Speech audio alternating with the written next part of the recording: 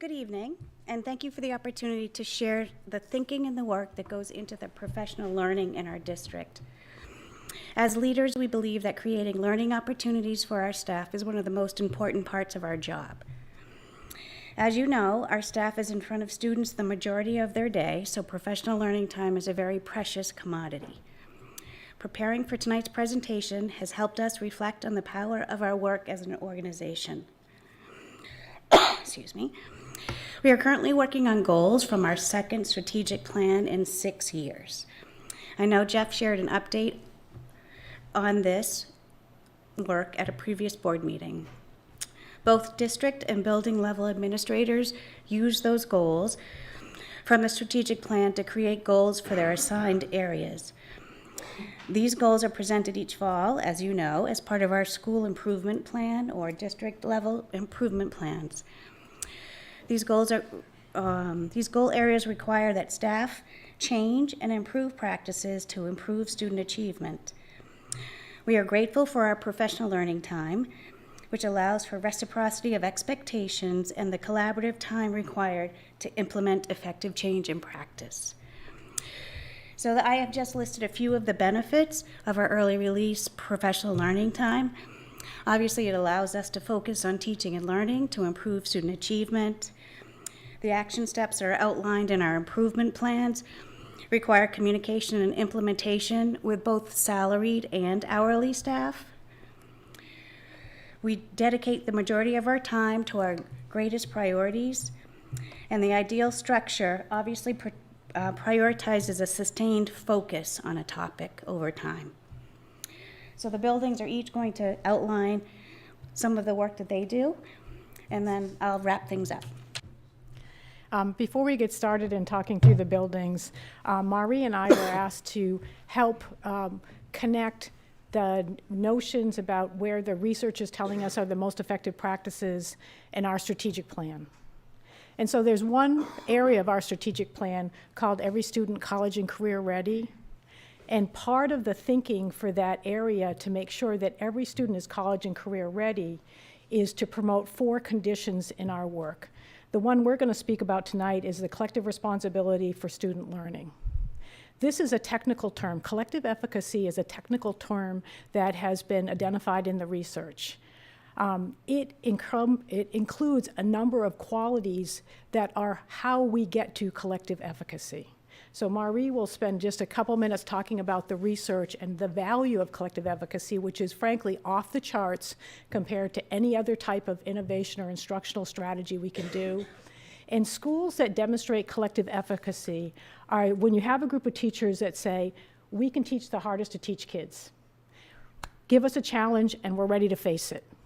And they have the experience, and I'll talk through these qualities in just a second, that make them capable of saying those things. So advanced teacher influence means that, and I wouldn't just say our teachers, I would say our staff, feel that they have a say in the work that they are working on. And so sequencing the topics and ensuring that people buy in and truly believe that the things we're working on in schools are the right things to be doing is part of why we draw on research and really challenge ourselves to make sure we know that these are important things. It's got to be bottom up. The next one about goal consensus, back to Susie mentioning those site improvement plans. Our staff members, one of the hallmarks of collective efficacy is your staff will say, yes, I support those goals. We thought over them. These are the right things to be working on. I'm committed to it. The educator knowledge work, when you think about what we're going to talk about tonight for what staff do during shared staff time, this is ensuring that our staff members have a shared notion of the best and effective practices that we should be doing in our schools. And as we're bringing in research and refining our practice, it is something that we need to do together because our teachers need to say, I know what it looks like to do best practice. I've seen it with my colleagues. I am ready to do it.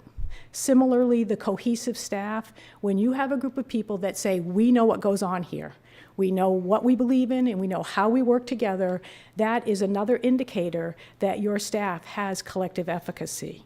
Finally, the last two conditions for collective efficacy, and all of these need to be in place, according to the research, to have a group of people that say, you give us a challenge and we're ready to roll, we can figure it out, are that we need that response to intervention system. We need to have the capacity as a system to respond when challenges arise. We're still building that. And finally, we need a responsive leadership group. And when you picture a responsive administrator like Marie or myself, I want to put a bubble over the school.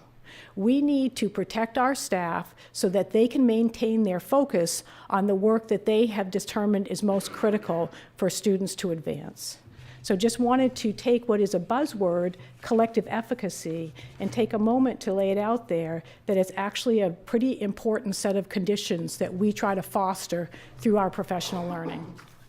This chart that you see here represents the effect sizes of different instructional practices that have been studied over many years. Researcher John Hattie has determined that very few practices cause learning losses down there in the red zone in our children, and that 0.0 point on the chart and below it is things that have a negative effect. So it's very few items. 0.4 is the hinge point where students are said to have achieved a year's growth in a year's time. And anything above that 0.4 point is suggesting more than a year's growth in a year's time. So that's really, kind of, those are the high impact strategies that we can use to help students develop at a faster rate in their learning. So Hattie says that there's greater variability within a given school setting in terms of student learning than there is across schools. Collective efficacy, which Sally was talking about, happens when we're focused enough on common goals to increase the reliability of practice within that single school setting. Collective efficacy has a 1.57 effect size, which is off of this chart. This is because it involves teachers working together in the same direction toward a common goal. It requires shared knowledge of practice within a setting. All of this requires time to shift our focus from teaching to analyze what kids are learning and using that information to adjust and adapt accordingly. It's through the lens of collective efficacy that we can shape our professional learning activities. And so we're going to start talking about what that looks like at individual buildings. So indeed, I get to start with some highlights of professional learning at Greeley High School and how that relates to the major concept of collective efficacy that Sally and Mari just highlighted. So indeed, we have a couple of large multi-year goals with some specific focuses. The first goal is indeed to build and implement systems and programs that support collective efficacy among Greeley staff, and the second goal to improve Greeley's community culture by elevating the sense of belonging for students in the school. Those are both major multi-year goals that I shared with you at the beginning of the year. Just going to share a few things related to that first goal and then provide some highlights about our professional learning as it relates to the second goal. And so in terms of our professional learning time, doing goal number one looks like some of these things. It looks like protocol-driven student work discussions where groups of teachers examine the work that their students are producing, compare and contrast that work, and ultimately discuss the instructional strategies that led to the work that students are producing to identify the ways that they can grow and improve in their own instructional practices. It looks like observing one another and debriefing those observations in what we call learning walks, where two teachers are paired together, observe each other at some point over the course of time, and then use the professional learning time again to compare and contrast instructional strategies, discuss the successes and failures they're experiencing from those peer observations.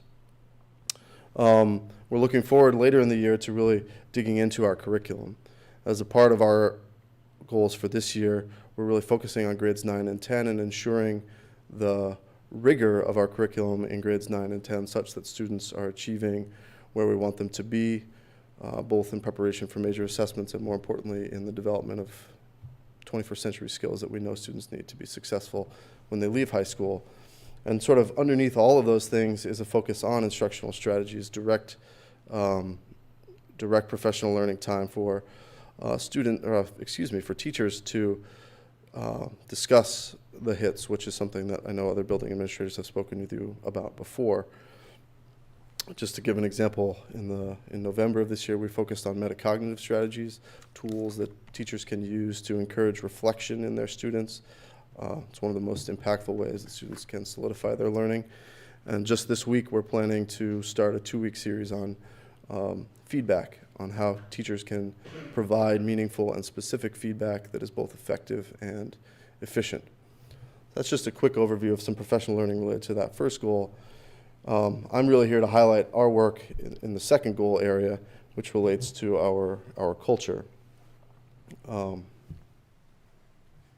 it is. Beautiful.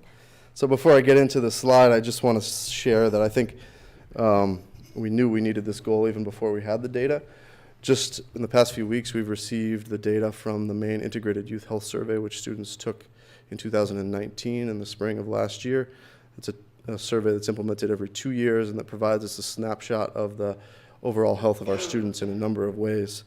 And that data for this year suggests definitely a need for us to support our students' wellness and their overall social and emotional health in order for them to feel like they belong in our community. And obviously that relates to attendance too. Students who don't feel like they belong and students who don't feel like who are not well may stop attending, and we see that in our data too.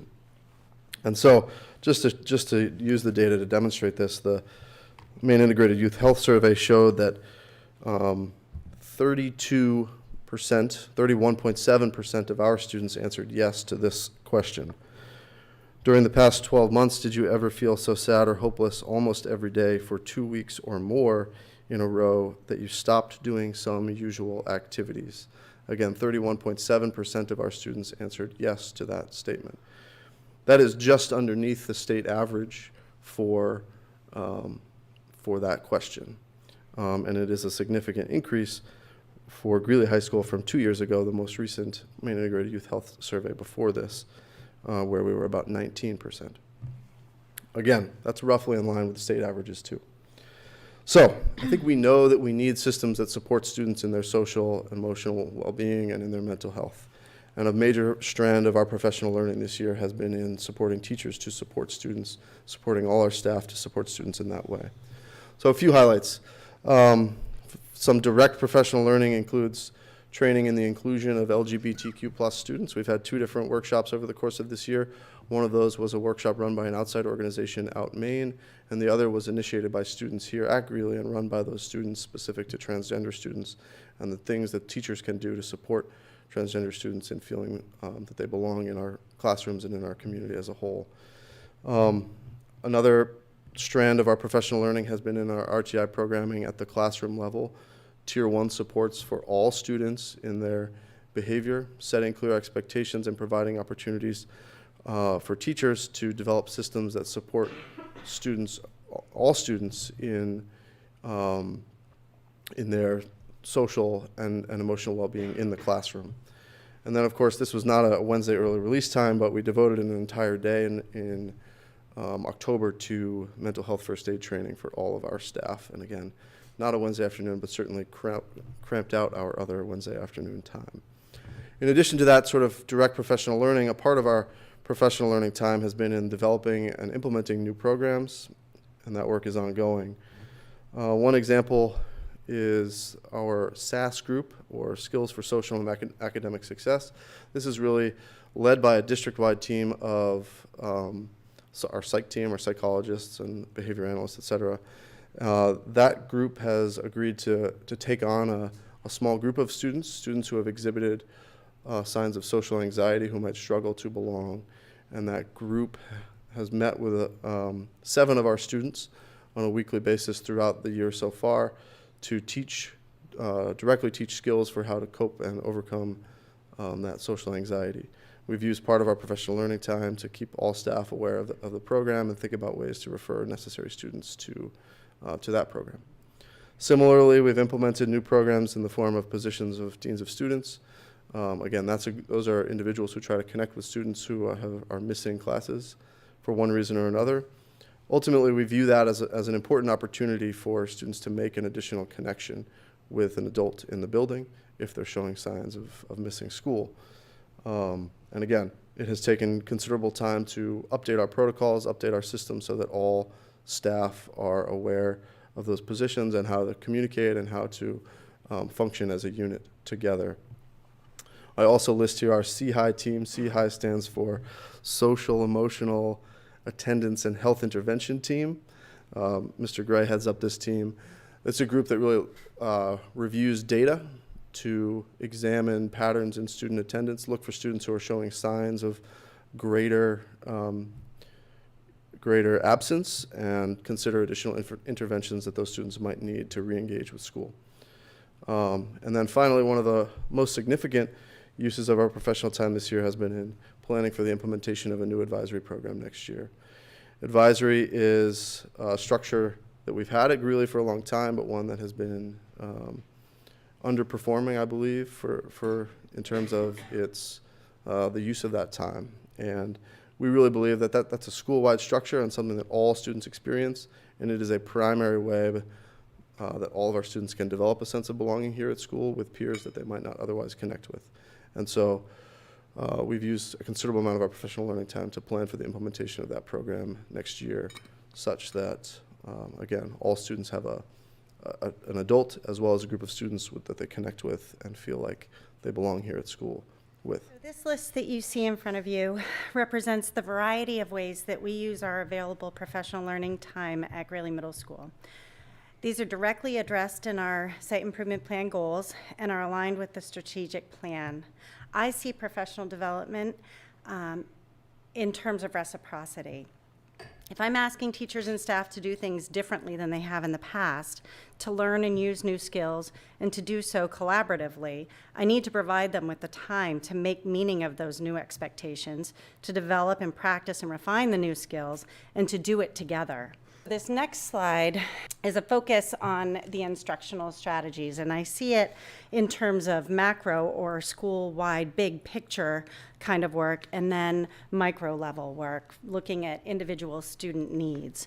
And so I'm going to highlight what the instructional strategies focus really is through these bulleted items. So learning about and practicing the HITs, the high impact teaching strategies. You've heard me say that, you heard Chris talk about it.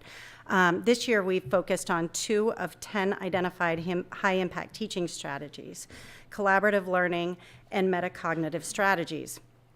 This work is aligned with our school goal of adopting a non-categorical approach to our systems of supports for all students, and is one of our action steps to provide continued professional learning on high-impact instructional strategies so that our teachers know and use the best instructional practices.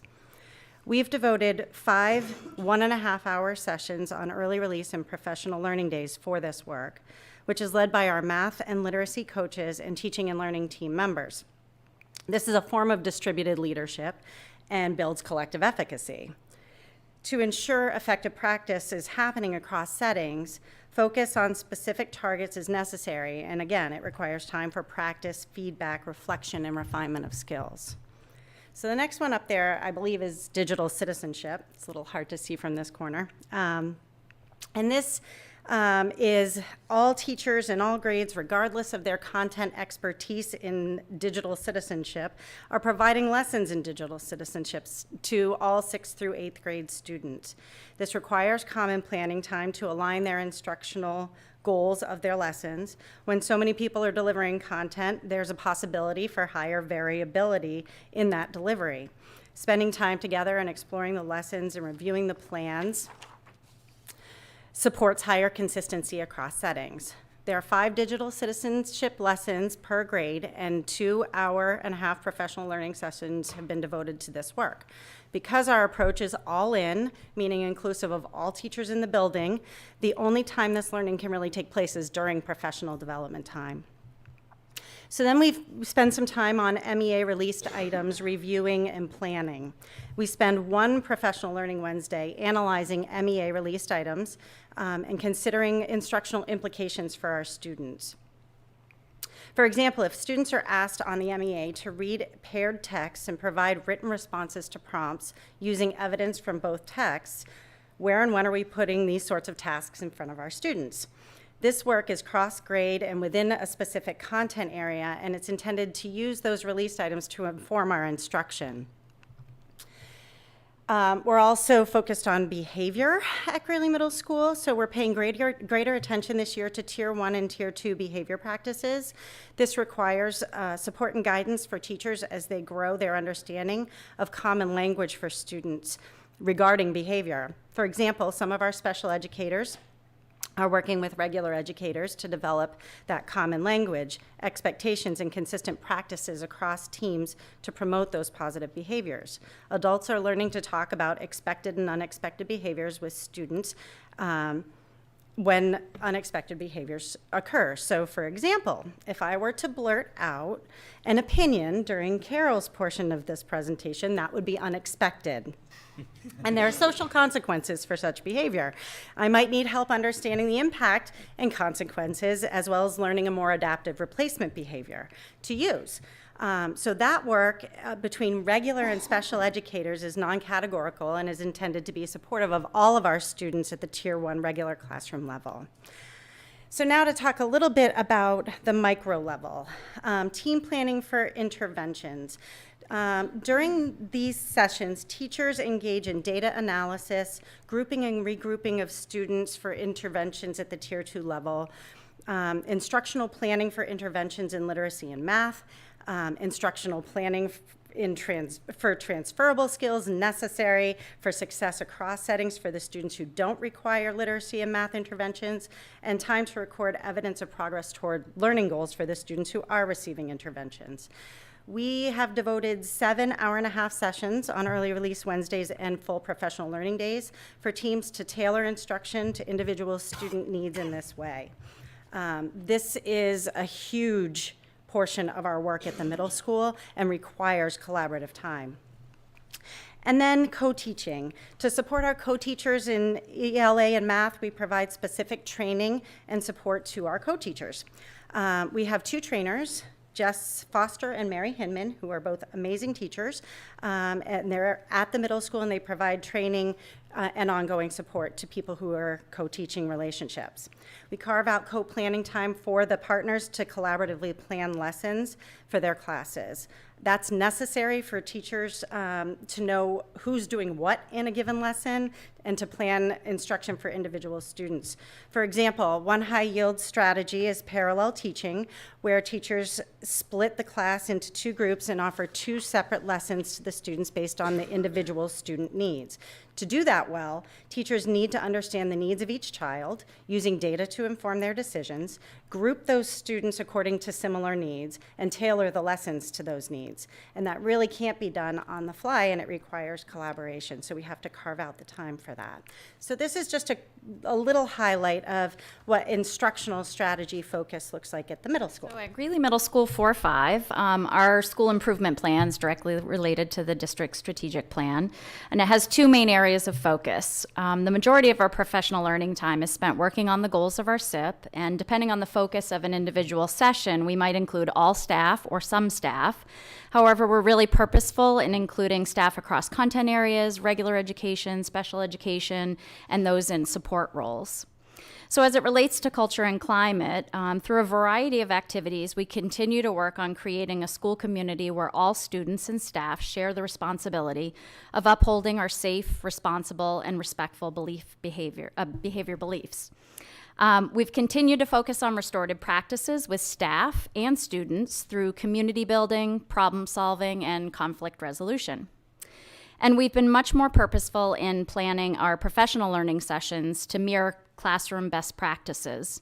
We're clear in our learning outcomes for each session. We incorporate voice and choice. We encourage collaboration within and across teaching teams, content areas, and grade levels. And we use student data to determine our goals and measure our effectiveness. As it relates to curriculum, instruction, and assessment, as a direct result of the literacy review, all classroom teachers are piloting new spelling and vocabulary programs this year. We've dedicated more time to classroom instruction and professional learning in this area, and we've already seen measurable growth. The scope and sequence that the K-12 literacy team developed has really helped to focus our instruction. And we continue to engage in ongoing data analysis to address areas in need of improvement, clarify what our learning outcomes look like in practice, and learn and explore new instructional strategies and collaboratively plan lessons. So staff are working together to identify connections across content areas and developing shared responsibility for helping students meet the learning outcomes. And a lot of that should sound similar to the conditions that are make collective efficacy. So the focus that I am going to speak about is the work we've done this year on numerical fluency. So to highlight a little of our professional learning time and how it's been used, I thought it would be helpful to start with a definition of what numerical fluency is. So a student with numerical fluency has the ability to flexibly use a variety of strategies to make sense of and solve problems efficiently and accurately. They're also able to explain strategies used to show a deeper understanding of numbers beyond rote memorization. So we have a K-5 math leadership group. It's made up of building administrators, math specialists, and teacher mentors that meets monthly throughout the school year. And last spring, we used a data-driven dialogue protocol adapted from the Maine Math Science Alliance, MMSA, to analyze our MEA and our iReady data to determine some targeted action steps for this school year. K3, in their data analysis, identified their area of need in the mathematical domain of numbers in base 10. Grades 4-5 identified their area of need in operations and algebraic thinking. And so this brought us together with a common focus on numerical fluency.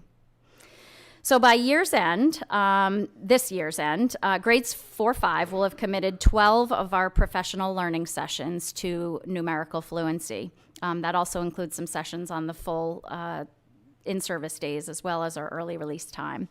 And some of those are in combination with other professional learning connected to other goals.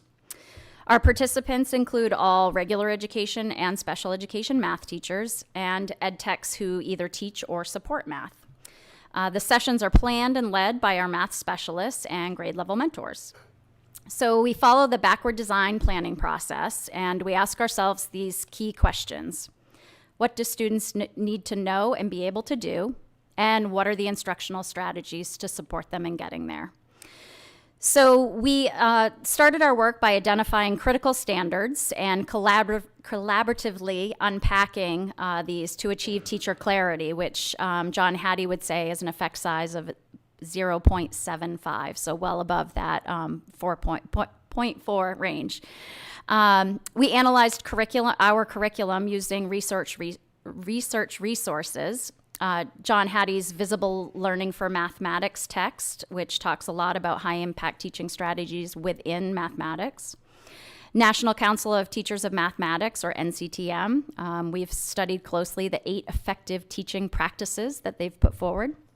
And then we've also used the text Developing Numerical Fluency by Peggy Cantor and Steve Linewind. And those are the 6 cognitive practices, or processes, 6 cognitive processes that students need to acquire in order to be numerically fluent. So our most recent session, as a more specific example, focused on different math routines that support numerical fluency and the collaborative planning time to incorporate the routines within our existing program and math block. So math routines for non-educator, non-math people out there are just the routines that students might go through in the course of a math block on a daily basis to help them connect those critical math concepts to their learning. And using math routines is much more desirable than the traditional warm-up or review of homework. We received really positive feedback from our staff on this session, and some of the staff who did their planning that day implemented the very next day some of the math routine work that they had planned collaboratively together. So that was really exciting to see and nice to hear how quickly the turnaround was on that. And then connected to our SIP goal on high-impact teaching strategies, the staff continue to explore formative assessment checkpoints, so including a couple of sessions recently where teachers have spent time leveraging our technology platforms that we have access to. So Seesaw and Google Forms, teachers really dug in and not only learned but also created formative assessment opportunities with those tools. In addition, related, but not necessarily within our professional learning time on Wednesday afternoons, our math specialist is supporting teachers through student-centered coaching cycles where she's teaching alongside, planning alongside, analyzing data alongside teachers to really improve the practice within the classroom. And we've also offered some additional sessions for our ed techs who are often working with individuals or small groups, and so given them some more work with differentiation of instructional strategies to support numerical fluency. So ultimately, our professional learning time is about being purposeful with our time, connecting to our SIP goals, providing opportunities for staff and to learn and collaborate together, and all in the name of improving student achievement.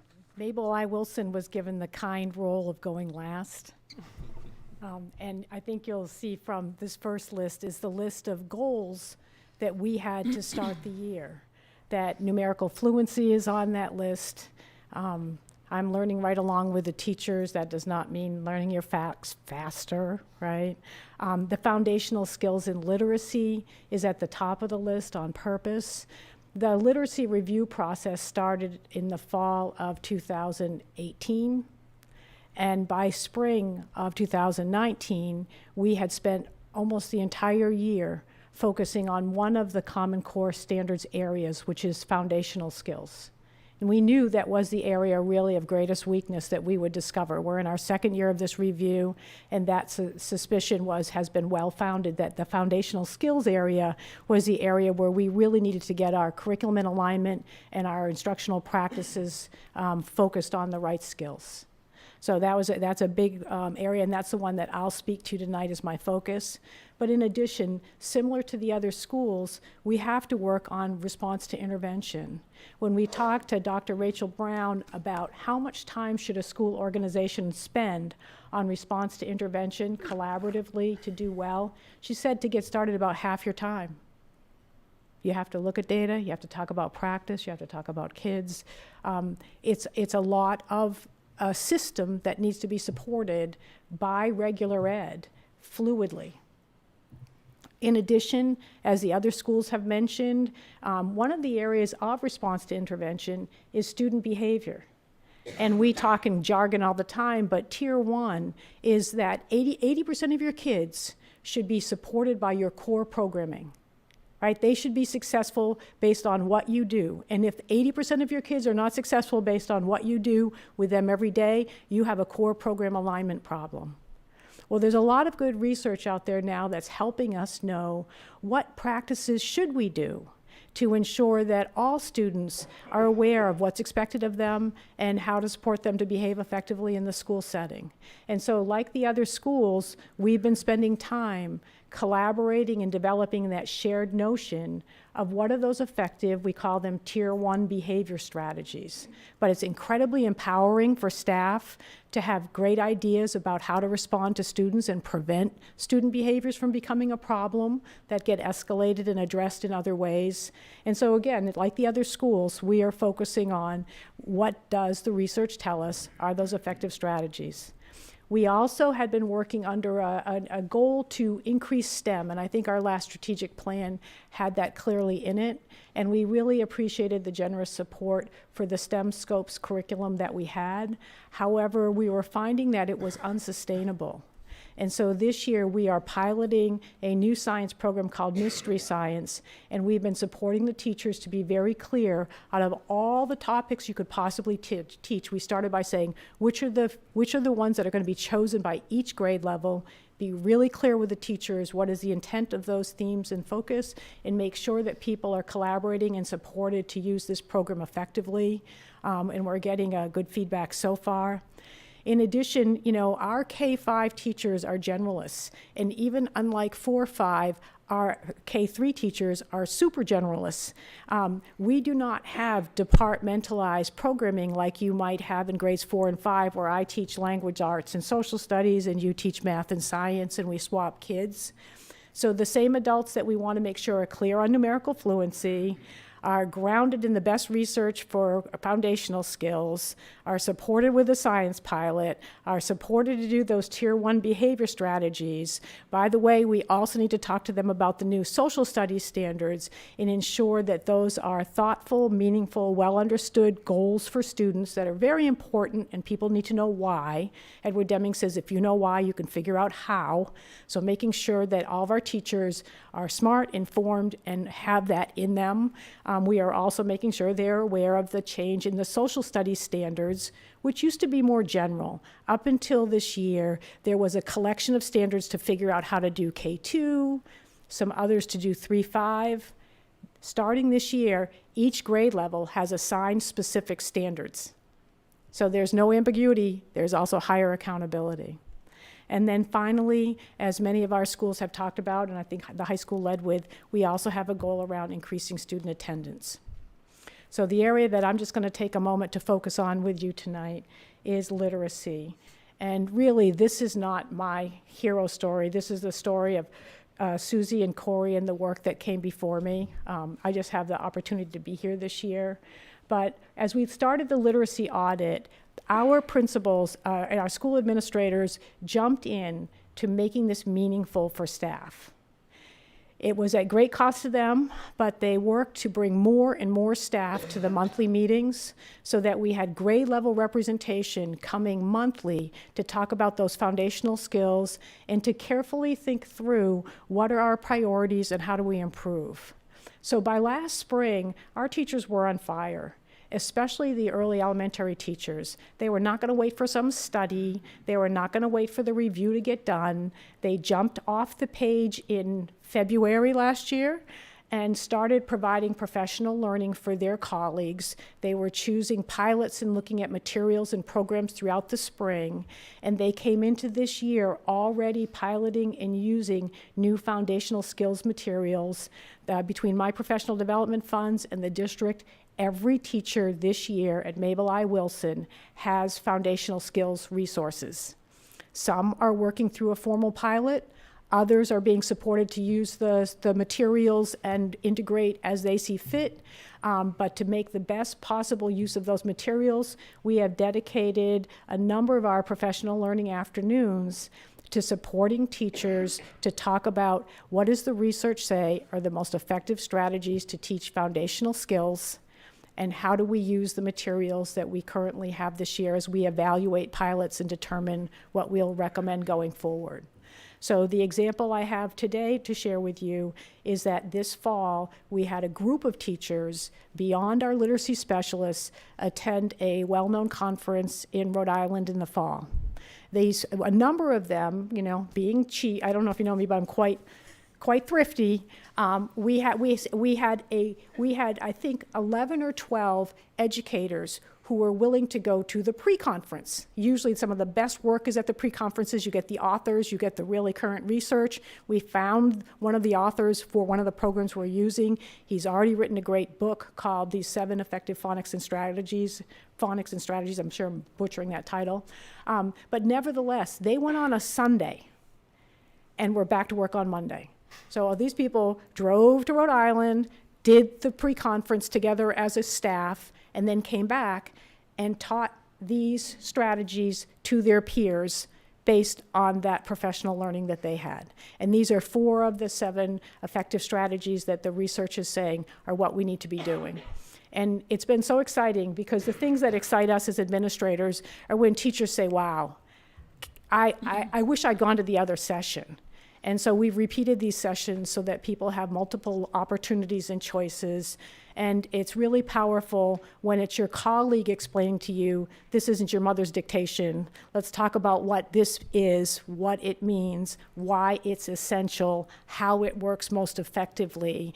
These are these practices that people are jumping into. As Carol said, it's really the money note when people come back and say, the next day, I started putting that in work. And the other part is that cross-staff collaboration. It is so powerful when people who are professionals, they are being paid hourly as ed techs. They are certified teachers, many of them. They are providing interventions to our students. They were able to offer techniques and advice based on the research with our teachers. So it was truly groups of people coming together to talk about these practices and talk about how to do them. Just to recap, hopefully you heard a lot of patterns and trends that we have K-12. Hopefully you heard a lot of connections to the strategic plan. We obviously have administrators and school groups who work really hard to plan. You know, we have this many early release days. I think somebody said we're dedicating 12 to this and 5 to this. But we obviously have ongoing influences that can change our plans. And just to highlight a few, Sally talked about brain research and the new learning that we did as far as the literacy committee goes. There's been a lot in the news and about the latest brain research on the science of reading. And that's played a huge role in our literacy audit and has directly impacted some of the work I know that it's gone on K-12. Also, wanted to highlight changing conditions. As you know, society changes a lot, and schools are often asked to adapt to these. An example of that is the role of safety and security in education. So we've had to dedicate some of our time, obviously, to keeping kids safe, keeping our staff safe, which we value. And then the last one I wanted to highlight was strategic plan. As most of you know, we created a plan, set about our work for 3 or 4 years, and then things get added to the plan as priorities come up. So an example is equity. Not that it's not important, was not in our original plan, but was added last year. So ongoing influences change what we do. And just to conclude, I hope you've heard the value and importance of professional learning time in our district. It is approached in a very thoughtful and strategic way. Thank you for the opportunities you allow us to provide to our staff for ongoing learning, which directly impacts our students. This time does make us a highly desirable place to work.